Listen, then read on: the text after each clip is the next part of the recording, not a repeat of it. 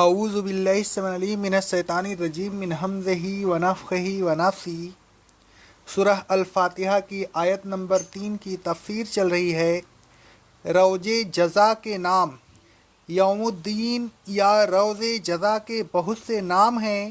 اس دن کو اس کی عظمت کے لحاظ سے یوم عظیم بھی کہتے ہیں۔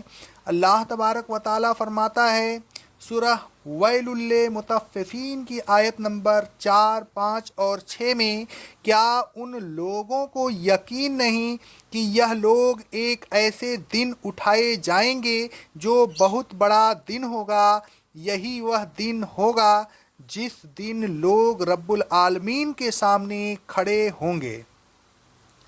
اس دن کو یوم الفصل یعنی فیصلہ کا دن بھی کہتے ہیں۔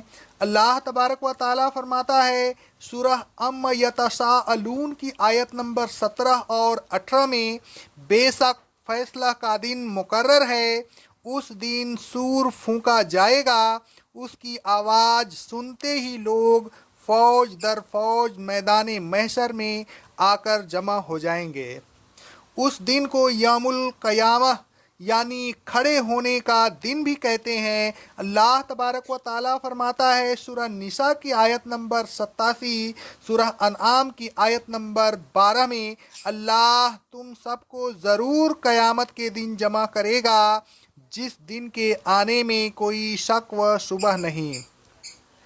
اس دن کو یوم الجمع بھی کہتے ہیں، اس لیے کہ اس دن تمام لوگ جمع کیے جائیں گے۔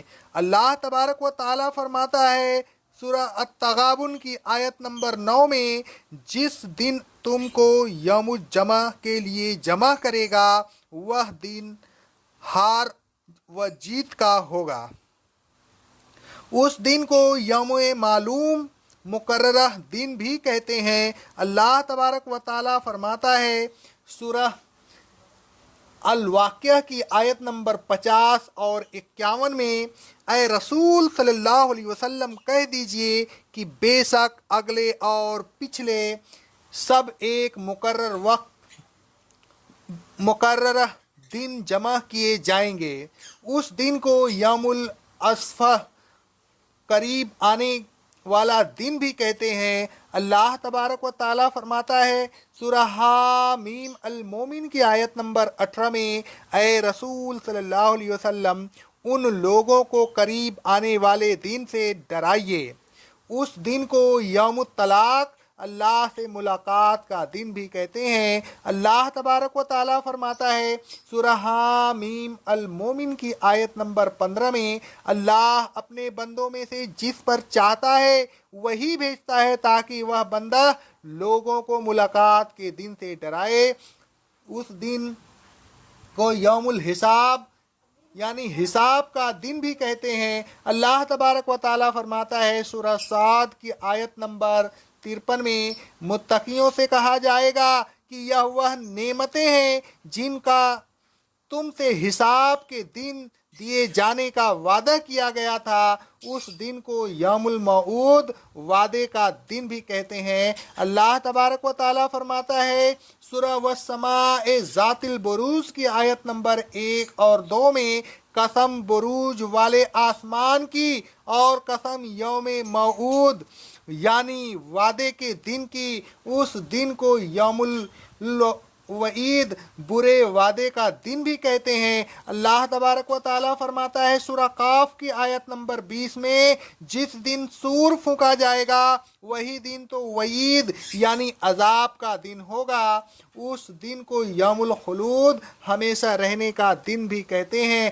اللہ تبارک و تعالیٰ فرماتا ہے سورہ قاف کی آیت نمبر 34 میں، اللہ والوں سے کہا جائے گا جنت میں سلامتی کے ساتھ داخل ہو جاؤ، یہ ہمیشہ رہنے کا دن ہے۔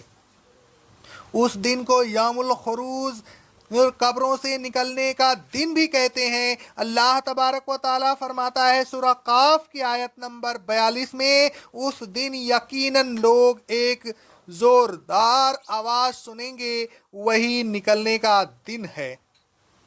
उस दिन को यौमुल बास, जिंदा होकर खड़े होने का दिन भी कहते हैं। अल्लाह तबारक व ताला फरमाता है सूरह ar-rum की आयत नंबर 56 में, क़यामत के दिन ईमान वाले मुजरिमों से कहेंगे तुम दुनिया में अल्लाह की किताब के मुताबिक यौमुल बास तक रहे हो और यह यौमुल बास यानी खड़े होने का दिन ही तो है।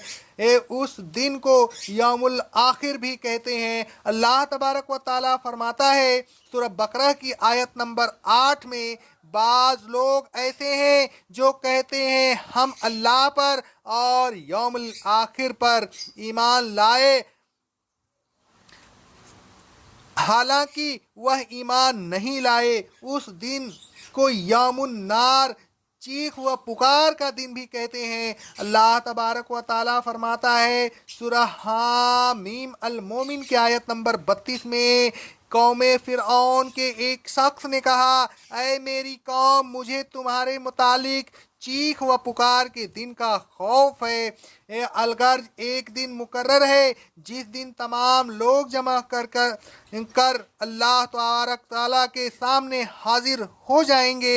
उस दिन हिसाब किताब होगा, जन्नत और दोज़ख में भेजे जाने का फैसला होगा, अच्छे और बुरे आमाल का बदला दिया जाएगा। अच्छे आमाल वाले कामयाब व कामरान होंगे, बुरे आमाल वाले नामुराद व बर्बाद होंगे। उस दिन का मालिक सिर्फ अल्लाह तबारक व ताला है। वही हिसाब लेगा, वही बदला देगा, वही जन्नत और दोज़ख में भेजने का फैसला फरमाएगा। उस दिन का कोई मालिक और बादशाह नहीं सिवाय अल्लाह तबारक व ताला के। अल्लाह तबारक व ताला फरमाता है सूरह हज की आयत नंबर 56 में, उस रोज़ अल्लाह की बादशाहत होगी, वही लोगों के दरमियान फैसला करेगा। अल्लाह तबारक व ताला फरमाता है सूरह फुरकान की आयत नंबर 26 में, उस दिन हकीकी बादशाहत रहमान की होगी। वह दिन अल्लाह तबारक व ताला के कहर और अजाब का दिन है। उस दिन अल्लाह वाहिद व कहार की हुकूमत होगी। अल्लाह तबारक व ताला फरमाता है सूरह हामीम अल मोमिन की आयत नंबर 16 में, क़यामत के दिन अल्लाह तबारक व ताला फरमाएगा, बताओ आज किसकी बादशाहत है? आज अल्लाह अकेले वाहिद व गालिब की बादशाहत है। अल्लाह तबारक व ताला फरमाता है सूरह इज़्ज़माइल फ़ुतिरत की आयत नंबर 19 में, उस दिन किसी शख्स को किसी दूसरे शख्स के लिए किसी किस्म का इख्तियार नहीं होगा। उस रोज़ सिर्फ अल्लाह ही का हुक्म चलेगा।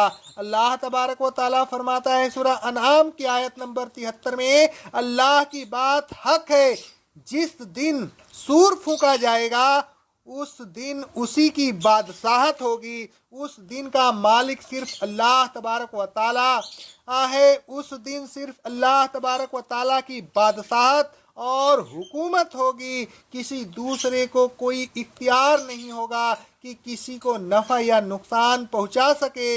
नफ़ा या नुकसान वही पहुंचा सकेगा जिस दिन